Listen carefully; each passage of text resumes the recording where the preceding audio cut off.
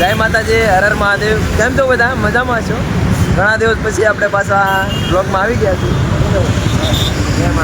જય માતાજી.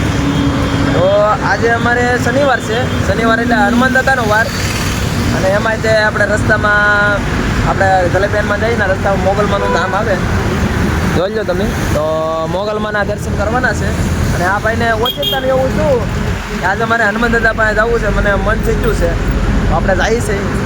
ઘરેલી ખાધા પીધા વગેરેના બહાર નીકળી જતી, બપોરનો ટાઈમ છે. તો કાંઈ વાંધો નહીં, દર્શન કરવા છે એટલે કરવા જ છે. અને તમને બી દર્શન કરાવી દઈશું. અહીંયા મોગલમાના દર્શન તો નહીં થાય, કેમ કે અહીંયા શૂટિંગ ઉતારવાની મનાય છે, પણ આપણે હનુમાન દાદાના દર્શન કરાવીશું.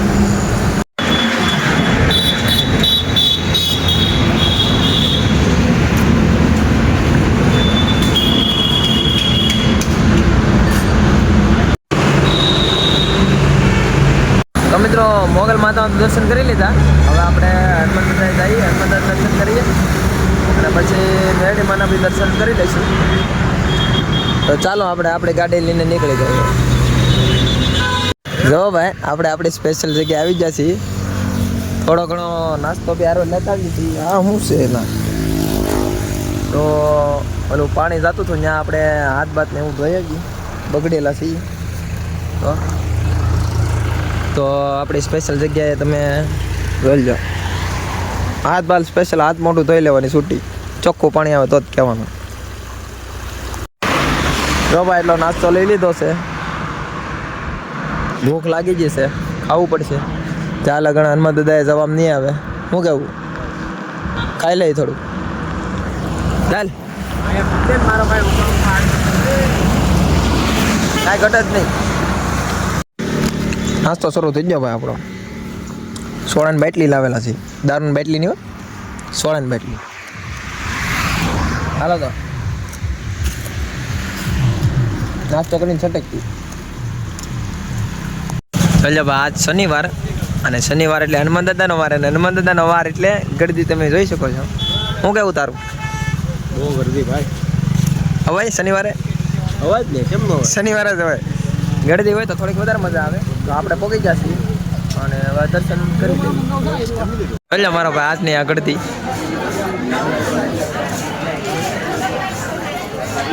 આ ટીંડલા જેવું દેખાય છે, એ દર શનિવારે આવી જાય. કયા છે ને કયા છે દર્શન કરવા માટે હનુમાન દાદાના. એટલી ગળદી છે, તમે જોઈ શકો છો.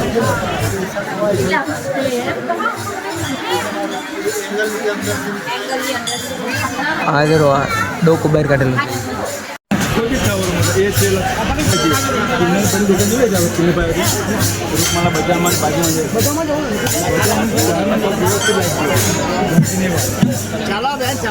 ચાલો ચાલો ચાલો ચાલો બોલાય છે. ચાલો ચાલો ચાલો આગળ લે ફટાફટ. ચાલો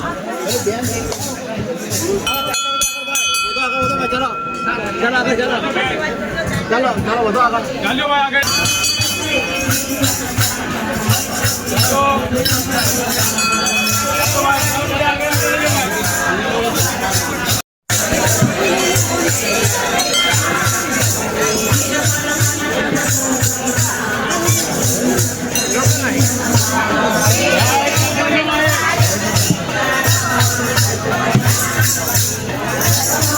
વાર આવ્યા હતા ત્યારે આ શેડ હતો નહીં, એવું કાંઈ હતું નહીં.